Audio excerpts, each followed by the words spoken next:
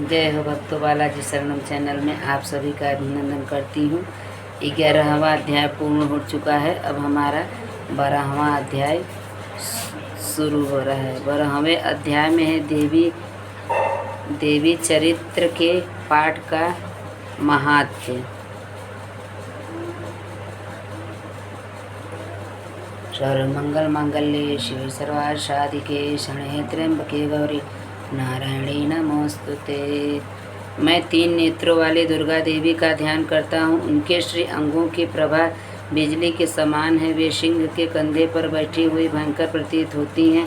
हाथों में तलवार और ढाल लिए अनेक कन्याएं उनकी सेवा में खड़ी हैं। वे अपने हाथों में चक्र, गदा, तलवार, ढाल, बाण, धनुष, पाश और तर्जनी मुद्रा धारण किए हुए हैं। उनका स्वरूप अग्निमय है तथा वे माथे पर चंद्रमा का मुकुट धारण करती हैं। ऋषि कहते हैं, देवताओं जो एकाग्र चित्त होकर प्रतिदिन इन स्तुतियों से मेरा स्तवन करेगा, उसकी सारी बाधा मैं निश्चय ही दूर कर दूंगी।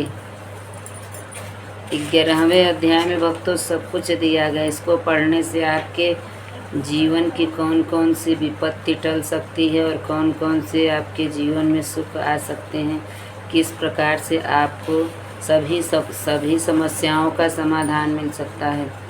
जो मधुकैटभ का नाश, महिषासुर का वध तथा शुंभ निशुंभ के संहार के प्रसंग का पाठ करेंगे तथा अष्टमी, चतुर्दशी और नवमी को भी जो एकाग्र चित्र होकर भक्तिपूर्वक मेरे उन महात्म्य का श्रवण करेंगे, उन्हें कोई पाप नहीं छू सकेगा। उन पर पाप जनित आपत्तियां भी नहीं आएंगी। उनके घर में कभी दरिद्रता नहीं होगा तथा उनको कभी प्रेमी जनों के बिछोह का कष्ट भी नहीं भोगना पड़ेगा। इतना ही नहीं, उन्हें शत्रु से, लुटेरे से, राजा से, शस्त्र से, अग्नि से तथा जल की राशि से भी कभी भय नहीं होगा। इसलिए सबको एकाग्र चित्त होकर भक्तिपूर्वक मेरे इस महात्म्य को सदा पढ़ना और सुनना चाहिए।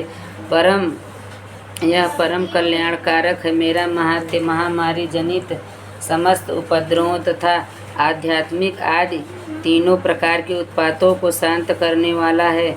मेरे जिस मंदिर में प्रतिदिन विधि पूर्वक मेरे इस महात्म्य का पाठ किया जाता है, उस स्थान को मैं कभी नहीं छोड़ती। वहाँ सदा ही मेरा सन्निधान बना रहता है। बलिदान, पूजा, होम तथा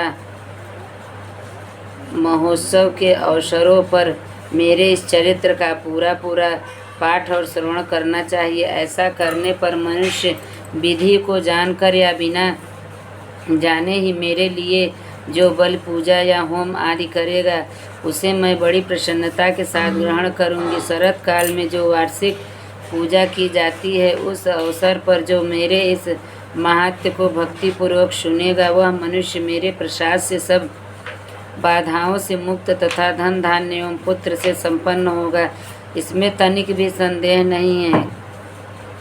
मेरे इस महात्म्य, मेरे प्रादुर्भाव की सुंदर कथाएं तथा युद्ध में किए हुए मेरे पराक्रम सुनने से मनुष्य निर्भय हो जाता है। मेरे महात्म्य का श्रवण, बोलो श्री जगदम्बा भवानी की जय।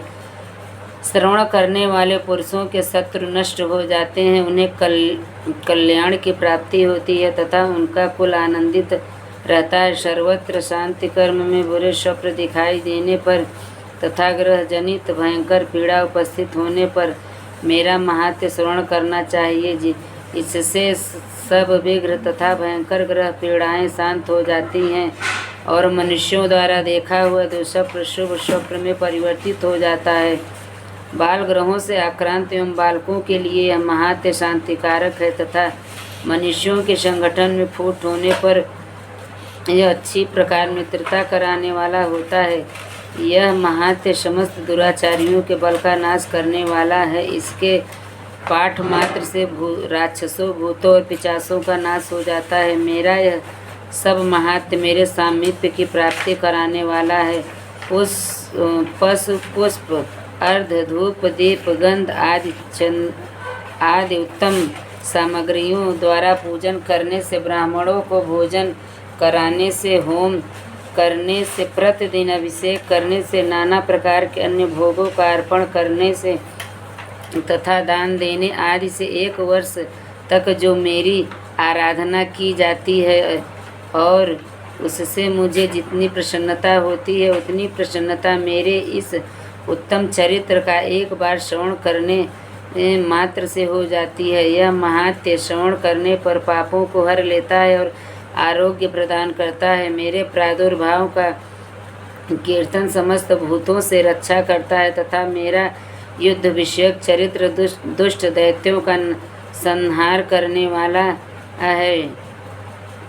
इसके श्रवण करने पर मनुष्यों को शत्रु का भय नहीं रहता। देवताओं, तुमने और ब्रह्मा महर्षियों ने जो मेरी स्तुति की है तथा ब्रह्मा जी ने जो स्तुतियाँ की है वे सभी कल्याणमय बुद्धि प्रदान करती हैं। वन में, सूने मार्ग में अथवा दानावल से घिरे होने पर, निर्जन स्थान में लुटेरों के दाव में पड़ जाने पर या शत्रुओं से पकड़े जाने पर अथवा जंगल में सिंह, व्याघ्र या जंगली हाथियों के पीछा करने पर, कुपित राजा के आदेश से वध या बंधक के स्थान में ले जाए जाने पर अथवा महासागर में, बोलो श्री जगदम्बा भवानी की जय, बोलो श्री काली महारानी की जय, ले जाने पर, नाव पर बैठने के बाद भारी तूफान से नाव के डगमग होने पर और अत्यंत भयंकर युद्ध में शास्त्रों का प्रहार करने पर अथवा वेदना से पीड़ित होने पर के भावना सभी भयानक बाधाओं के उपस्थित होने पर जो मेरे इस चरित्र का स्मरण करता है वह मनुष्य संकट से मुक्त हो जाता है। मेरे प्रभाव से सिंह आदि हिंसक जंतु नष्ट हो जाते हैं तथा लुटेरे और शत्रु भी मेरे चरित्र का स्मरण करने वाले पुरुष से दूर भागते हैं। ऋषि कहते हैं, यह कहकर प्रचंड महापराक्रमी भगवती चंडिका सब देवताओं के देखते देखते वहीं अंतर्ध्यान हो गई। फिर समस्त देवता भी शत्रुओं के मारे जाने से निर्भय हो पहले की ही भांति यज्ञ भाग का उपभोग करते हुए अपने अपने अधिकार का पालन करने लगे। संसार का विध्वंस करने वाले महाभयंकर अतुल पराक्रमी देव शत्रु शुंभ तथा महाबली निशुंभ के युद्ध में देवी द्वारा मारे जाने पर शेष दैत्य पाताल लोक में चले आए। राजन, इस प्रकार भगवती अंबिका देवी नित्य होती हुए भी पुनः पुनः प्रकट होकर जगत की रक्षा करती हैं। वे ही इस विश्व को मोहित करती हैं, वे ही जगत को जन्म देती हैं तथा वे ही प्रार्थना करने पर संतुष्ट हो विज्ञान एवं समृद्धि प्रदान करती हैं। राजन, महाप्रलय के समय महामारी का रूप धारण करने वाली वे महाकाली ही इस समस्त ब्रह्मांड में व्याप्त हैं। वे ही समय समय पर महामारी होती हैं और वे ही स्वयं अजन्मा होती हुई भी सृष्टि के रूप में प्रकट होती हैं।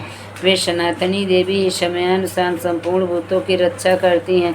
मनुष्यों के अद्भुत के समय वे ही घर में लक्ष्मी के रूप में स्थित हो उन्नति प्रदान करती हैं और वे ही अभाव के समय दरिद्रता बनकर विनाश का कारण होती हैं।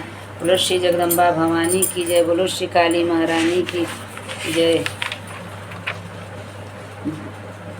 पुष्प, धूप और गंध आदि से पूजन करके उनकी स्तुति करने पर वे धन, पुत्र, धार्मिक बुद्धि तथा उत्तम गति प्रदान करती हैं। बोलो श्री जगदम्बा भवानी की जय, बोलो श्री काली महारानी की जय।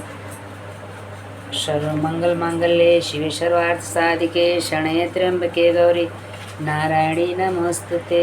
बोलो श्री जगदम्बा भवानी की जय, बोलो श्री बालाजी महाराज।